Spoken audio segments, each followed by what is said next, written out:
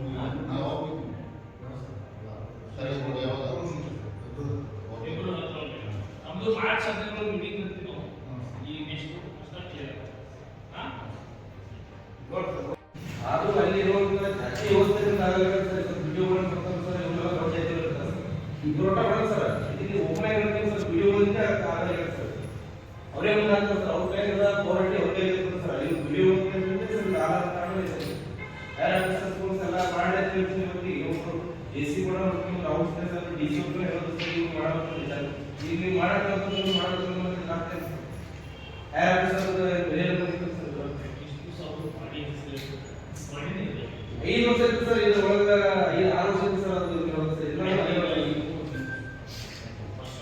First of all sir ಕಾನೂನು ಕೆಲಸ ಮಾಡಿಸ್ಕೊಂಡು ಅಲ್ಲಿ ಯಾವುದೋ ಒಬ್ಬರು ಗೌರವ ಸ್ವಲ್ಪ ಮಾರ್ಕೆಟ್ ಕೆಲಸ ಮಾಡ್ತಾರೆ ಸರ್. ಲಾಸ್ಟ್ ಮೀಟಿಂಗ್ ಒಳಗೆ ನಾನು